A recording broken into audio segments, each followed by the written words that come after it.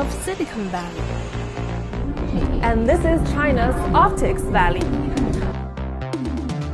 It's a major hub for optoelectronics that includes lasers, LED displays, and optical fiber, which form the backbone of the global internet. And this company here in Optics Valley tells the story of how it went from zero to a global player in the industry. As in many sectors, foreign investment gave its start. In 1988, Dutch giant Philips brought in both equipment and know-how.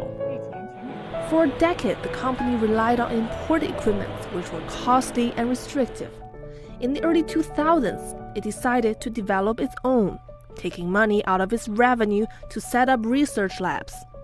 It was a tough journey that tested the leadership's resolve. We were burning tens of thousands of yuan every day and no success. I often couldn't sleep at night from the pressure, but we had to grit our teeth and keep going. After years of effort, they cracked the technology and brought down manufacturing costs. In terms of producing preforms and optical fiber, we have the most competitive cost globally.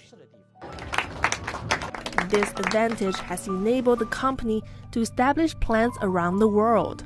It remains a top global supplier of fiber optic products. Research and development are in the DNA of Optics Valley. Wuhan boasts one of the highest concentrations of top universities and research institutes in the country. The Wuhan Research Institute of Post and Telecommunications witnessed the country's first optical fiber. Huazhong University of Science and Technology incubated Huagong Tech, a leading laser company. Given this talent base, Wuhan was chosen as a strategic hub for developing China's optoelectronics industry decades ago. The Optics Valley was one of the country's first national high-tech development zones. The establishment of high-tech zones broke the old model where scientific research and innovation were isolated efforts. It brought together various policies and tools that support technological innovation and industrial development into one area. Essentially, clusters matter because from an economic viewpoint, they allow what we call agglomeration effect. Clusters make companies more efficient by pooling talent and resources and generating knowledge spillovers. According to a UN ranking, China now has the most science and technology clusters among the global top 100, with Wuhan ranking the 13th. This strength is partly due to global industry leaders establishing themselves in Optics Valley, backed by local authorities who have created a supportive environment for their growth. This is the envy of any tired commuter. Right behind me is Huawei's offices here in Optics Valley, and right across the street is a government housing project for skilled workers. And both my wife and I work at Huawei. We chose to live here because there are a lot of tech companies in the area, which we think will benefit our career development. We get to know what other companies are working on. Free? Yes. Right now the rent is free. This is thanks to government support. We only need to cover a few hundred yuan each month in fees, which really eases the burden for young graduates like us. Support isn't just important for young workers, it's also crucial for young companies. This drone firm, founded in the valley a decade ago, made over 100 million yuan in revenue last year.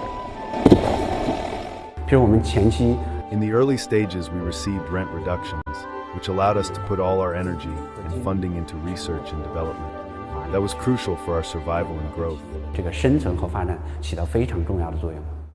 Today, the Optics Valley is home to more than 5,700 high-tech companies, spanning a wide range of fields far beyond optoelectronics. Last year, the zone's GDP rose by 7% to 320 billion yuan, contributing to half of Wuhan's overall economic growth. It's the kind of momentum China aspires to achieve across all 178 national high-tech zones. It's clear that there is very strong economic growth directly in and around the cluster, and that economic benefits actually slowly diffuses throughout the economy across the country. As one of the leading zones, Optics Valley is expanding. It's developing a multi-billion yuan science city focused on building foundational science infrastructure, including data centers, labs, and large-scale testing facilities. It's looking ahead with a vision to foster innovations we may not have even heard of yet.